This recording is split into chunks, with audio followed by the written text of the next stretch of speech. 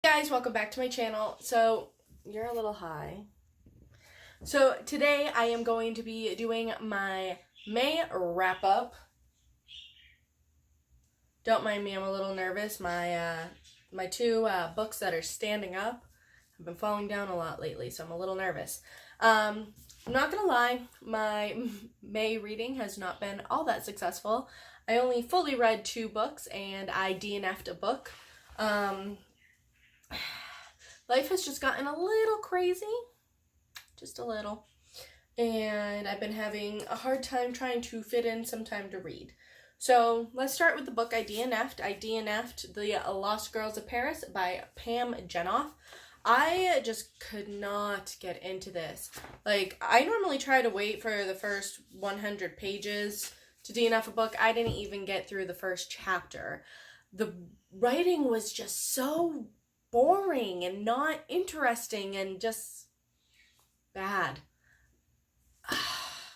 I feel bad because it was recommended to me. It is a historical fiction, which tend to be some of my favorites, but I'm just not into this. And now that I've talked about it, I can return it to its rightful owner since I did borrow it. First book that I finished was Go Set a Watchmen by Harper Lee. This is the sequel to Kill a Mockingbird, which is right there. To Kill a Mockingbird by Harper Lee is one of my favorite stories. It's about Scout, also known as Jean Louise, and her brother Jem, who grew up with their dad Atticus, who is a lawyer, and he was the lawyer known for defending a black man of raping a white woman. Did I mention I like historical fiction? And, you know, it come to find out, he didn't rape the white woman, they were in a relationship. So, yeah.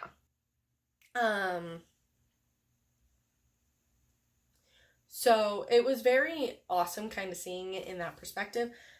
And then Go Set a Watchman is about Jean Louise, aka Scout, as an adult, and going back to her hometown because she goes back yearly for 2 weeks, and Atticus, you know, is old and he has really bad arthritis to the point where he has a hard time like picking things up and stuff like that. And for how excited I was about this book, I'm not even gonna lie, I was kind of disappointed. They completely changed Atticus's character altogether, and I did not like that. So in To Kill a Mockingbird, like I said, he defended a black man. He is not a judgmental person. He is not someone that is like, blacks are not equal with us. And this book, at least from what I understood, maybe it's one of those books I need to reread a couple of times before I finally understand it. But from what I understand so far of this book, I did finish it, like I said, but like I said, it may just be a book I need to reread. But from what I understand upon the first reading is they completely changed his character, and now he's absolutely nothing like that. So, not too happy. Also not too happy that they killed off Jem. Spoiler. Not happy about that. I liked Jem. And the last book that I finished for the month of May was Harry Potter and the Sorcerer's Stone. I did start rereading the Harry Potter series, and there were so many things in that book that I missed the first couple times I read it. Like, dang! This is why I like rereading books, because there's always going to be something that you miss. So I don't really think I need to go into what Harry Potter's about, but basically, the Harry Potter and the Sorcerer's Stone is about Harry Potter finding out he is a wizard and going off to Hogwarts to learn how to be a wizard. And there's a lot of stuff that happens.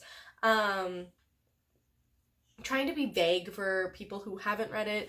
I'm sure at this point, not a lot of people have not read Harry Potter.